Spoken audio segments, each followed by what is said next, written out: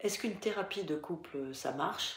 C'est l'une des questions qui m'est, le plus souvent posée, au début d'une thérapie, de couple. Derrière cette interrogation, il y a de nombreuses questions. Combien de temps ça va durer? Est-ce que je vais continuer à souffrir?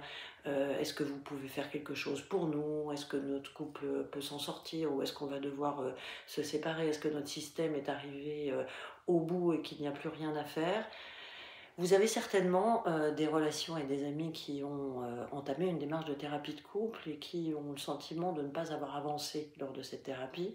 Ils ont eu l'impression, de venir, auprès d'un thérapeute, exposer et revivre, les mêmes conflits, les mêmes disputes, répétées, déjà, à la maison et de ne pas avoir, pu évoluer dans leur, fonctionnement de couple.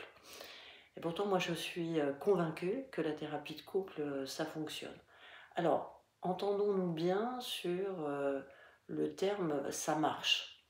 Déjà, prendre rendez-vous chez un thérapeute de couple, c'est le début du processus. Alors, soit que l'on soit d'accord pour entamer cette démarche, soit que l'un des partenaires le demande et que vous répondiez à la demande de votre conjoint qui a envie de faire cette démarche.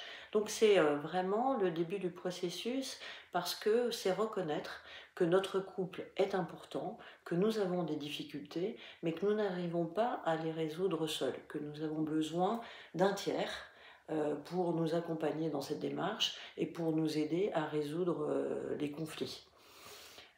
C'est également reconnaître qu'on a construit, co-construit cette relation et cette situation et qu'on est à 100% responsable tous les deux de l'état de la situation et de la souffrance dans laquelle chacun des membres du couple est. Donc, marcher, ça veut dire quoi? Ça veut dire qu'on va fluidifier la relation, rétablir la communication, que vous ne serez plus obligé de mettre de l'huile sur le feu pour faire réagir votre partenaire, que vous serez capable de détecter une situation, un sujet qui est potentiellement explosif ou qui va vous faire souffrir, et que vous serez capable d'en parler sans la présence d'un tiers, en toute confiance et en toute conscience. Alors cela ne veut pas dire qu'il n'y aura plus de crise, de conflits, de désaccords, bien sûr qu'il y en aura encore. Ça va juste être votre capacité à repérer les situations potentiellement explosives et avoir suffisamment confiance dans votre relation pour dépasser ces situations. Pour cela, il faut un certain nombre de conditions. Déjà que vous soyez tous les deux d'accord sur l'objectif de la thérapie. Car si l'un des partenaires a déjà déserté le couple, qu'il ne souhaite pas poursuivre la relation, évidemment, la thérapie sera une impasse.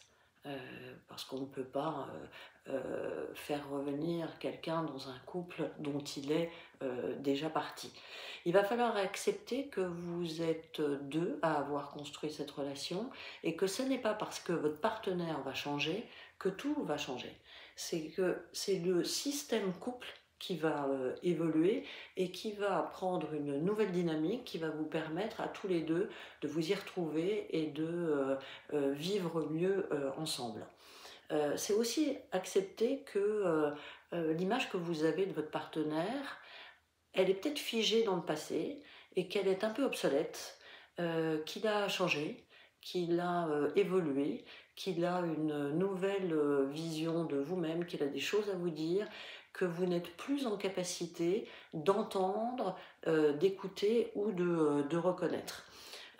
C'est vraiment cette capacité à faire confiance à la relation et à votre couple, à accepter d'être surpris et d'être co-responsable de cette situation qui va vous permettre de sortir de l'impasse dans laquelle vous êtes quand vous entrez, enfin quand vous choisissez de venir en thérapie de couple. Il y aura toujours des désaccords, mais vous serez capable de les surmonter en conscience, en toute tranquillité, dans la capacité de votre partenaire et de votre couple à, à dépasser cette situation. Ça sera en fait des tensions qui seront source de croissance et de développement. Donc toute la magie d'une thérapie de couple, c'est de redonner l'envie d'avoir envie.